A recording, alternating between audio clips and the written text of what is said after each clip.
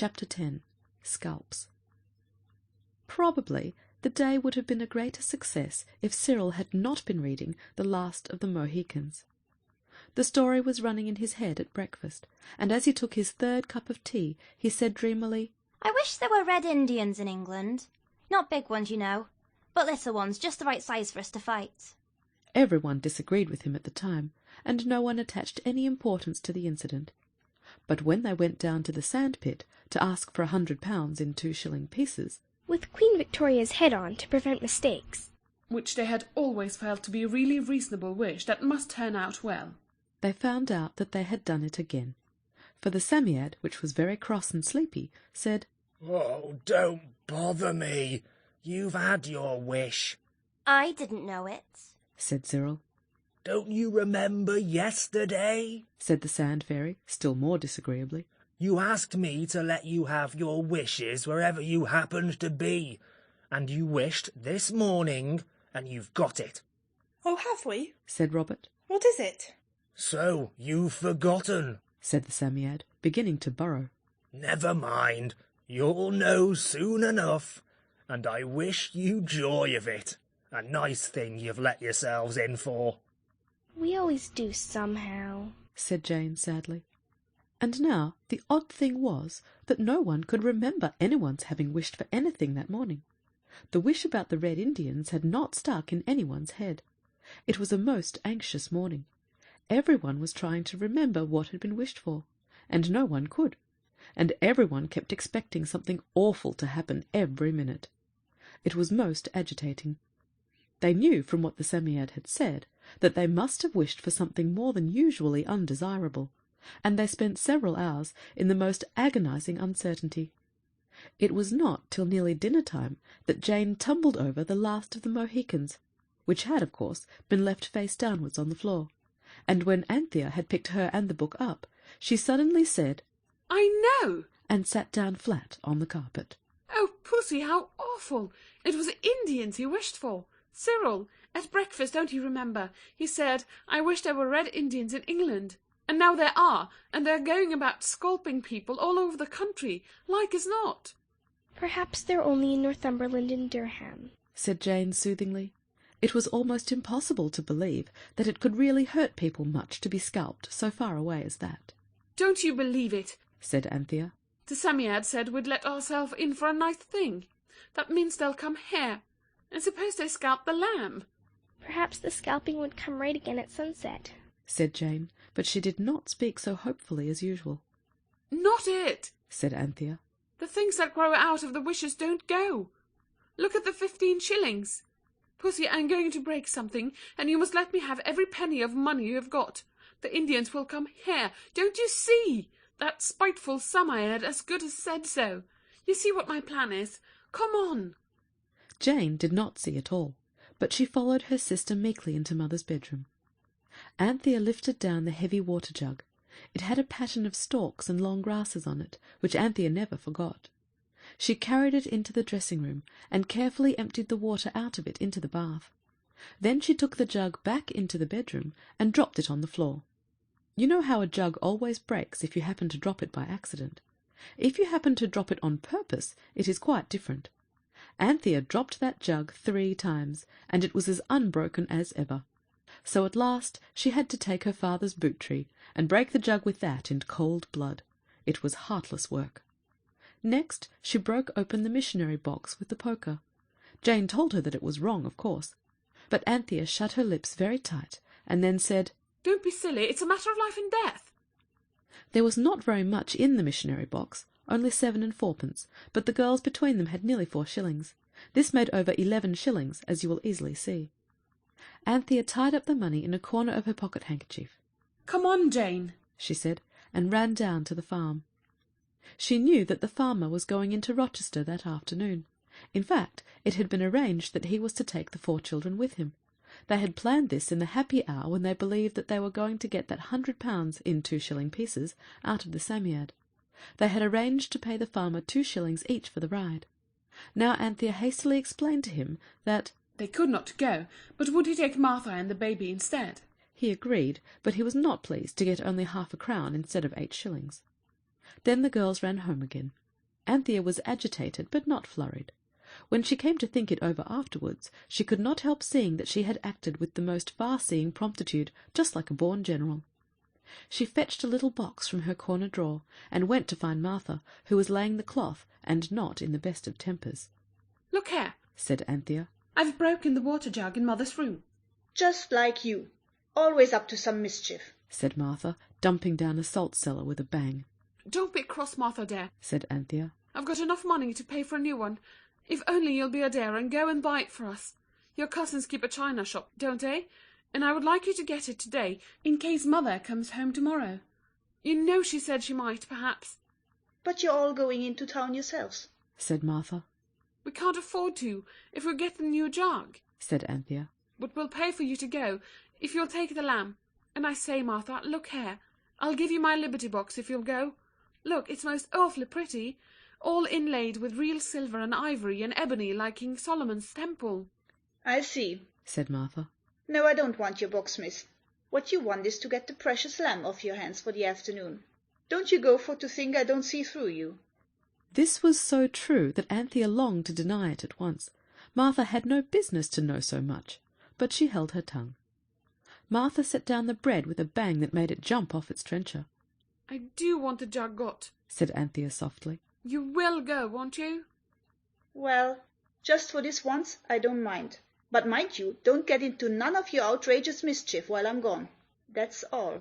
"He's going earlier than he thought," said Anthea eagerly. "You'd better hurry and get dressed. Do put on that lovely purple frock, Martha, and the hat with the pink cornflowers, and the yellow lace collar. Jane'll finish laying the cloth, and I'll wash the lamb and get him ready." As she washed the unwilling lamb and hurried him into his best clothes, Anthea peeped out of the window from time to time, and so far all was well. She could see no red Indians. When, with a rush and a scurry and some deepening of the damask of Martha's complexion, she and the lamb had been got off, Anthea drew a deep breath. "He's safe," she said, and to Jane's horror flung herself down on the floor and burst into floods of tears. Jane did not understand at all how a person could be so brave and like a general, and then suddenly give way and go flat like an air balloon when you prick it. It is better not to go flat, of course, but you will observe that Anthea did not give way till her aim was accomplished. She had gotten the dear lamb out of danger. She felt certain that the Red Indians would be round the White House or nowhere. The farmer's cart would not come back till after sunset, so she could afford to cry a little. It was partly with joy that she cried, because she had done what she meant to do. She cried for about 3 minutes, while Jane hugged her miserably and said at 5-second intervals, "Don't cry, Panther dear." Then she jumped up, rubbed her eyes hard with the corner of her pinafore, so that they kept red for all the rest of the day, and started to tell the boys. But just at that moment Cook rang the dinner bell, and nothing could be said till they had been helped to minced beef. Then Cook left the room, and Anthea told her tale. But it is a mistake to tell a thrilling tale when people are eating minced beef and boiled potatoes. There seemed somehow to be something about the food that made the idea of Red Indians seem flat and unbelievable. The boys actually laughed and called Anthea a little silly. "Why," said Cyril. "I'm almost sure it was before I said that Jane said she wished it would be a fine day." It wasn't, said Jane briefly. "Why, if it was Indians—" Cyril went on. "Salt and mustard, please. I must have something to make this mush go down. If it was Indians, they might have been infesting the place long before this. You know they would. I believe it's the fine day." "Then why did the Samyard said we'd let ourselves in for a nice thing?" asked Anthea. She was feeling very cross. She knew she had acted with nobility and discretion, and after that it was very hard to be called a little silly, especially when she had the weight of a burglared missionary box and about 7 and 4pence, mostly in coppers, lying like lead upon her conscience. There was a silence, during which Cook took away the mincy plates and brought in the pudding. As soon as she had retired, Cyril began again. "Of course I don't mean to say," he admitted, "that it wasn't a good thing to get Martha and the lamb out of the way for the afternoon. But as for Red Indians, why, you know jolly well that wishes come true within the very minute. If there were going to be Red Indians, they'd be here by now." "I expect they are," said Anthea. "They're lurking amid the undergrowth, for anything you know. I do think you're most beastly unkind." Indians almost always do lurk, really, though, don't they? put in Jane, anxious for peace. "No, they don't," said Cyril tartly. And I'm not unkind. I'm only truthful. And I say it was utter rot breaking the water jug. And as for the missionary box, I believe it's a treason crime, and shouldn't wonder if you could be hanged for it, if any of us was to split. Shut up, can't you? said Robert. But Cyril couldn't. You see, he felt in his heart that if there should be Indians, they would be entirely his own fault. So he did not wish to believe in them. And trying not to believe things when in your heart you are almost sure they are true is as bad for the temper as anything I know. It's simply idiotic, he said. Talking about Indians when you can see for yourself it's Jane who got her wish. Look at what a fine day it is. Oh. He had turned towards the window to point out the fineness of the day. The others turned too. And a frozen silence caught at Cyril, and none of the others felt at all like breaking it. For there, peering round the corner of the window, among the red leaves of the Virginia creeper, was a face. A brown face with a long nose and a tight mouth and very bright eyes. And the face was painted in coloured patches. It had long black hair, and in the hair were feathers. Every child's mouth in the room opened and stayed open. The pudding was growing white and cold on their plates. No one could move. Suddenly the feathered head was cautiously withdrawn, and the spell was broken. I am sorry to say that Anthea's first words were very like a girl. "There now," she said. "I told you so." The pudding had now definitely ceased to charm. Hastily wrapping their portions in a spectator of the week before last, they hid them behind the crinkled paper stove ornament and fled upstairs to reconnoitre and to hold a hurried council. Pax, said Cyril handsomely when they reached their mother's bedroom. Panther, I'm sorry if I was a brute. "All right," said Anthea. "But you see now." No further trace of Indians, however, could be discerned from the windows. "Well," said Robert. "what are we to do?" "The only thing I can think of," said Anthea, who was now generally admitted to be the heroine of the day, "is if we dressed up as like Indians as we can, and looked out of the windows, or even went out, they might think we were the powerful leaders of a large neighbouring tribe, and not do anything to us, you know, for fear of awful vengeance." "But Eliza and the cook," said Jane. "You forget, they can't notice anything," said Robert. "They wouldn't notice anything out of the way, even if they were scalped or roasted at a slow fire." "But would they come right at sunset?" Of course. You can't be scalped or burnt to death without noticing it. And you'd be sure to notice it the next day, even if it escaped your attention at the time, said Cyril. I think Anthea's right, but we shall want the most awful lot of feathers. "I'll go down to the hen house," said Robert. "There's one of the turkeys in there. It's not very well. I could cut its feather without its minding much. It's very bad, doesn't seem to care what happens to it. Get me the cutting-out scissors." Earnest reconnoitring convinced them all that no Indians were in the poultry yard. Robert went. In 5 minutes he came back, pale but with many feathers. "Look here," he said. "This is jolly serious. I cut off the feathers, and when I turned to come out there was an Indian squinting at me from under the old hen coop. I just brandished the feathers and yelled, and got away before he could get the coop off the top of himself. Panther, get the coloured blankets off a bed, and look slippy, can't you?" It is wonderful how like an Indian you can make yourself, with blankets and feathers and coloured scarves. Of course, none of the children happened to have long black hair, but there was a lot of black calico that had been bought to cover schoolbooks with. They cut strips of this into a sort of fine fringe, and fastened it round their heads with the amber-coloured ribbons off the girls' Sunday dresses. Then they stuck turkey feathers in the ribbons. The calico looked very like long black hair, especially when the strips began to curl up a bit. "But our faces," said Anthea. "they're not at all the right colour. We're all rather pale, and I'm sure I don't know why, but Cyril is the colour of putty." I'm not, said Cyril. "The real Indians outside seem to be brownish," said Robert hastily. "I think we ought to be really red. It's sort of superior to have a red skin, if you are one." The red ochre cook uses for the kitchen bricks seemed to be about the reddest thing in the house. The children mixed some in a saucer with milk, as they had seen cook do for the kitchen floor. Then they carefully painted each other's faces and hands with it, till they were quite as red as any red Indian need be, if not redder. They knew at once that they must look very terrible when they met Eliza in the passage, and she screamed aloud. This unsolicited testimonial pleased them very much. Hastily telling her "Not to be a goose," and that it was only a game, the 4 blanketed, feathered, really and truly redskins went boldly out to meet the foe. I say boldly. This is because I wish to be polite. At any rate, they went. Along the hedge dividing the wilderness from the garden was a row of dark heads, all highly feathered. "It's our only chance," whispered Anthea. "Much better than to wait for their blood-frenzied attack. We must pretend like mad. Like that game of cards where you pretend you've got aces when you haven't. Fluffing, they call it, I think. Now then." Whoop! With 4 wild war whoops, or as near them as white children could be expected to go without any previous practice, they rushed through the gate and struck 4 warlike attitudes in the face of the line of red Indians. These were all about the same height, and that height was Cyril's. "I hope to goodness they can talk English," said Cyril through his attitude. Anthea knew they could, though she never knew how she came to know it. She had a white towel tied to a walking stick. This was a flag of truce, and she waved it in the hope that the Indians would know what it was. Apparently they did, for one who was browner than the others stepped forward. "Ye seek a powwow?" he said in excellent English. "I am Golden Eagle, of the mighty tribe of rock dwellers." "And I," said Anthea with a sudden inspiration, "am the Black Panther, chief of the Massawati tribe.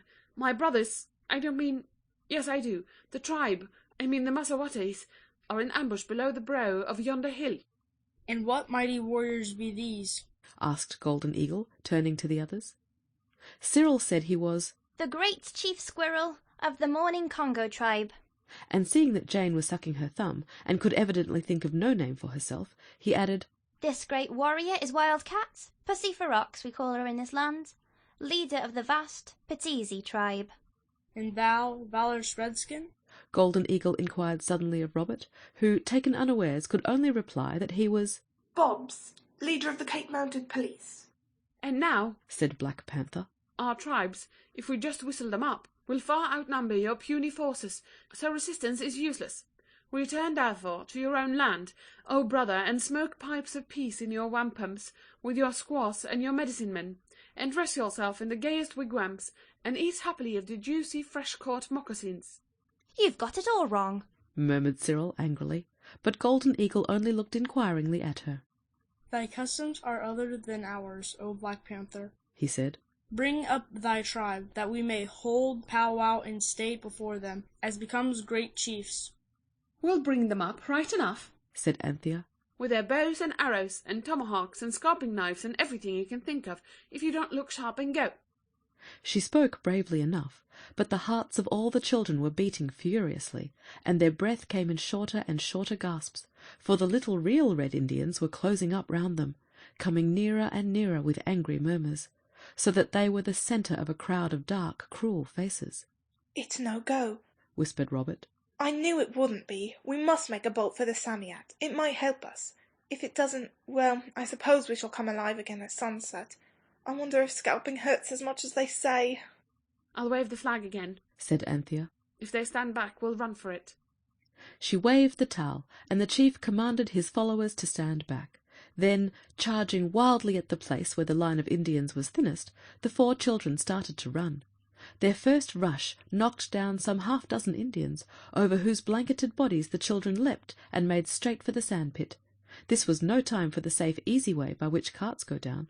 Right over the edge of the sand-pit they went, among the yellow and pale purple flowers and dried grasses, past the little Bank Martin's little front doors, skipping, clinging, bounding, stumbling, sprawling, and finally rolling. Yellow Eagle and his followers came up with them, just at the very spot where they had seen the Samiad that morning. Breathless and beaten, the wretched children now awaited their fate. Sharp knives and axes gleamed round them, but worse than these was the cruel light in the eyes of Golden Eagle and his followers. "Ye have lied to us, O Black Panther of the Massawatis, and thou too, Squirrel of Morning Congos. These also, Pussy Ferox of the Fidetizi, and Bobs of the Cape Mounted Police, these also have lied to us, if not with their tongues, yet by their silence. Ye have lied under the cover of the truce flag of the paleface. Ye have no followers. Your tribes are far away, following the hunting trail. What shall be their doom?" he concluded, turning with a bitter smile to the other Red Indians. "Build we the fire," shouted his followers, and at once a dozen ready volunteers started to look for fuel. The 4 children, each held between 2 strong little Indians, cast despairing glances round them. Oh, if they could only see the Psammead! Do you mean to scalp us first and then roast us? Asked Anthea desperately. Of course. Redskin opened his eyes at her. It's always done. The Indians had formed a ring round the children, and now sat on the ground gazing at their captives. There was a threatening silence. Then slowly, by 2s and 3s, the Indians who had gone to look for firewood came back, and they came back empty-handed. They had not been able to find a single stick of wood for a fire. No one ever can, as a matter of fact, in that part of Kent. The children drew a deep breath of relief, but it ended in a moan of terror, for bright knives were being brandished all about them. Next moment each child was seized by an Indian. Each closed its eyes and tried not to scream. They waited for the sharp agony of the knife. It did not come. Next moment they were released, and fell in a trembling heap. Their heads did not hurt at all. They only felt strangely cool. Wild war whoops rang in their ears. When they ventured to open their eyes, they saw 4 of their foes dancing round them with wild leaps and screams, and each of the 4 brandished in his hand a scalp of long, flowing black hair. They put their hands to their heads. Their own scalps were safe. The poor untutored savages had indeed scalped the children, but they had only, so to speak, scalped them of the black calico ringlets. The children fell into each other's arms, sobbing and laughing. Their scalps are ours, chanted the chief. Ill-rooted were their ill-fated hairs. They came off in the hands of the victors. Without struggle, without resistance, they yielded their scalps to the conquering rock-dwellers. Oh, how little a thing is a scalp so lightly won. They'll take our real ones in a minute. You see if they don't, said Robert, trying to rub some of the red ochre off his face and hands onto his hair. Cheated of our just and fiery revenge are we, the chant went on. But there are other torments than the scalping knife and the flames. Yet is the slow fire the correct thing. Oh, strange, unnatural country, wherein a man may find no wood to burn his enemy. Ah, for the boundless forests of my native land, where the great trees for thousands of miles grow but to furnish firewood wherewithal to burn our foes. Ah, would we were but in our native forests once more. Suddenly, like a flash of lightning, the golden gravel shone all round the 4 children instead of the dusky figures, for every single Indian had vanished on the instant at their leader's word. The Psammead must have been there all the time, and it had given the Indian chief his wish. Martha brought home a jug with a pattern of stalks and long grasses on it. Also she brought back all Anthea's money. My cousin. She gave me the jug for luck. She said it was an odd one, what the Basinov had got smashed. Oh, Martha, you are a dear, sighed Anthea, throwing her arms round her. Yes, giggled Martha. You'd better make the most of me while you've got me. I shall give your ma notice directly minute she comes back. Oh, Martha, we haven't been so very horrid to you, have we? Asked Anthea, aghast. Oh, it isn't that, miss. Martha giggled more than ever. I'm a-going to be married. It's Beale the gamekeeper. He's been a-proposing to me off and on ever since you come home from the clergyman's, where you got locked up on the church tower. And today I said the word, and made him a happy man. Anthea put the 7 and 4pence back in the missionary box, and pasted paper over the place where the poker had broken it. She was very glad to be able to do this, and she does not know to this day whether breaking open a missionary box is, or is not, a hanging matter. End of chapter 10.